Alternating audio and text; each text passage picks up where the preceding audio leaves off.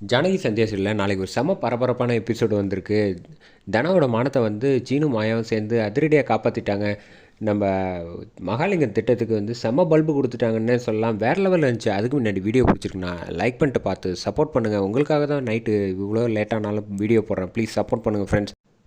மாயா வந்து ஒரே யோசனையோடு வந்துட்டு இருக்காங்க. இதுக்கப்புறமும் வந்து தனாவை வந்து நம்ம தனியாக விட்டுறதை யார்கிட்டையும் சொல்லாமல் இருந்தால் நமக்கு பிரச்சனையாகி போயிடும். அவள் வாழ்க்கையை காப்பாற்ற முடியாது. அதனால் வந்து வேலையாக வந்து சீனுக்கிட்ட பேசுவோம் அப்படின்னு சீனு ரூமுக்கு வராங்க. ஆனால் வந்து சீனுவை பார்த்துட்டு பேச முடியாமல் தடுமாறிக்கிட்டு இருக்கப்ப, சீனு உங்ககிட்ட ஒரு முக்கியமான விஷயம் பேசணும் அப்படின்னோடனே, இல்லை பேச முடியாது, எதுவாக இருந்தாலும் அப்புறம் பேசு அப்படின்னு சொன்னோன்னே, இல்லை சீனு ரொம்ப ரொம்ப அவசரம் அப்படின்னோடனே, என்ன விஷயம் அப்படின்னோடனே, தனா வந்து பேட்மிண்டன் விளையாட போகலை, அவள் பொய் சொல்லிட்டு போயிருக்கா அப்படின்னோன்னா, என்ன சொல்கிற, தனாலாம் பொய் சொல்ல மாட்டான், நான் ஏன் பொய் சொல்ல போகிறேன், அவள் நிஜம்லேயே வந்து பொய் சொல்லிட்டு போயிருக்கா, ஏதோ கார்த்திக் கூட தெரியாமல் ஊர் சுற்ற போயிருக்கா அப்படின்னு சொன்னான். தனா அப்படிப்பட்ட பொண்ணு கிடையாது, உனக்கு எப்படி இந்த விஷயம் தெரியும் அப்படின்னோன்னா, நான் வந்து ஒரு பிளேயரை கோவிலில் பார்த்தேன், அவங்க வந்து பேட்மிண்டன் போட்டிலாம் கிடையாது, தனா வந்து வேற எங்கேயோ போயிருக்கா அப்படின்னு சொன்னோன்னே, அப்போ தான் எனக்கு புரிஞ்சிருக்கு, அவள் பர்த்டே வந்து கல்யாணத்துக்கு முன்னாடி வந்து அவங்க 2 பேரும் சேர்ந்து தனியாக கொண்டாடுறதுக்காக போயிருக்காங்க அப்படின்னு சொன்னோன்னே, என்ன சொல்கிற நீ, அப்படிலாம் இருக்க வாய்ப்பே கிடையாது, தனாவை பற்றி தப்பாக பேசுகிற வேலை வச்சுக்காத அப்படின்னு மாயாவை கத்துறாப்புல நம்ம சீனு. நான் சொன்னால் கேட்க மாட்டேயா அப்படின்னோடனே, நீ அவ்வளோதான விஷயம், முதல்ல அவளுக்கு ஃபோனை போடு, அவள் எடுக்கிறாளா இல்லையான்னு பார்ப்போம் அப்படின்னு சொல்கிறப்ப, இந்த பக்கம் தனா வந்து மேக்கப் போட்டுட்டு வந்து ஃபுல்லாக வந்து ட்ரெஸ் பண்ணி நீட்டாக பர்த்டேக்கு வந்து ரெடி ஆகிட்டு இருக்காங்க. அந்த சமயத்தில் இது மாயா ஃபோனை பார்த்தோன்னா வந்து கோச் பண்ணுவாங்கன்னு பார்த்தா, இவ பண்ணுறாளே எப்படி எடுக்கிறதுன்னு பயந்து நடுங்க ஆரம்பிச்சிடுறாங்க. ஃபோனை எடுக்கவே மாட்றாங்க. என்ன ஃபோனை எடுக்கலையா, அவள் ப்ராக்டிஸ் பண்ணிகிட்டு இருப்பா, கோச் எடுப்பாப்புல, மறுபடியும் நீ காலை பண்ணு அப்படின்னு சொன்னப்போ மறுபடியும் கால் பண்ணுறாங்க. பார்த்தா ஃபோனை வந்து எடுக்க மாட்டேங்கிறாங்க. இங்கே பாரு, நான் சொன்னால் காரணம் இருக்கும், வந்து ஏற்கனவே தனா வந்து நிறைய தப்புலாம் பண்ணியிருக்கா, அதெல்லாம் நான் யாருக்கிட்டையும் பெருசாக வந்து சொன்னதில்லை. அவள் வந்து பொய் சொல்லிட்டு போக மாட்டான்னு சொல்கிறேன்ல, அவள் சின்ன சின்ன தப்புகளில் ஆசைப்படுவா, அதனால் வந்து கார்த்தியும் சொல்லியிருப்பாப்புல, அழைச்சிட்டு போயிடுவேன், சர்ப்ரைஸ் பண்ணுறேன், ஏதாவது ஒரு நடந்திருக்கும், போகலாம் அப்படின்னோடனே சீனுவும் புரிஞ்சுக்கிறாங்க சுச்சுவேஷனை. சரின்ட்டு கார் எடுத்துகிட்டு கிளம்பி வந்துட்டுருக்காங்க.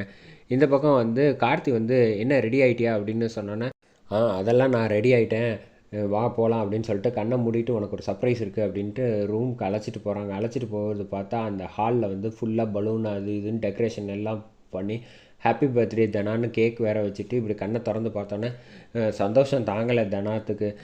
கோச், எனக்காக யாருமே இது வரைக்கும் வாழ்க்கையில் இப்படிலாம் கொண்டாடினது கிடையாது, நீங்கள் இப்படி செய்வீங்கன்னு நான் நினச்சி கூட பார்க்கல அப்படின்னோடனே, நான் வந்து உனக்கு கோச் மட்டும் கிடையாது, உன்னோட ஹஸ்பண்ட், அதை ஞாபகம் வச்சுக்க அப்படின்னோடனே வெக்கப்படுறாங்க. கேக்கு சரி சாப்பிடு அப்படின்னு சொல்லிட்டு கேக் ஊட்டி விட்றாங்க. ஊட்டி விட்டதுக்கப்புறமேட்டுக்கு மறுபடியும் வந்து தனாக்கும் ஊட்டி விட்றாங்க.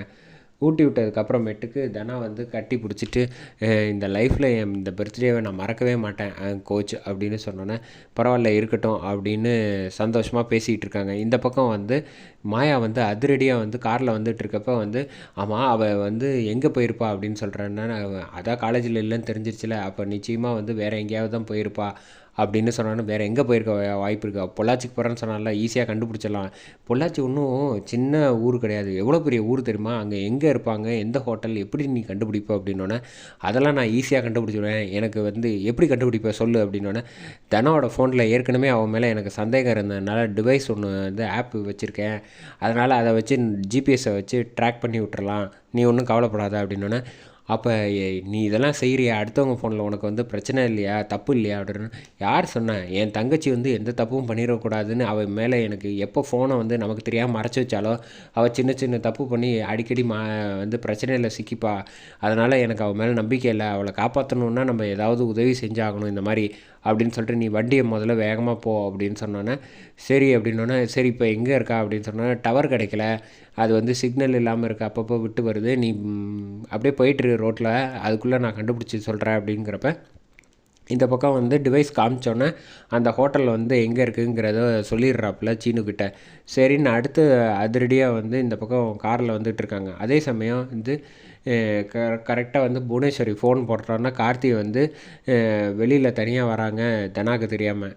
அந்த சமயத்தில் தான் வந்து ஃபோன் பண்ணி அவங்க அண்ணன் வந்து சொல்கிறாப்புல, ஆமாம் என்ன அவள் சந்தோஷமாக இருக்காளா, எல்லாம் சந்தோஷமாக தான் இருக்கா அப்படின்னா, சரி அவள் எப்படியும் வந்து ரகுராமோட வளர்ப்பு, அதனால் வந்து நீ வந்து எதுவும் செய்ய முடியாது, அதனால் வந்து நீ ஜூஸில் வந்து கொடு, அதுக்கு அடுத்தது என்ன பண்ணணுமோ அதெல்லாம் அப்புறம் பண்ணிக்க அப்படின்னு சொன்னோன்னே, என்ன இப்படி சொல்கிறீங்க அப்படின்னு சொன்னோன்னே, ஆல்ரெடி நான் வந்து அங்கே ரிசப்ஷனில் இருக்கவன்ட்ட சொல்லிட்டேன். அவன் சொல்கிறத வந்து நீ ஃபாலோ பண்ணு.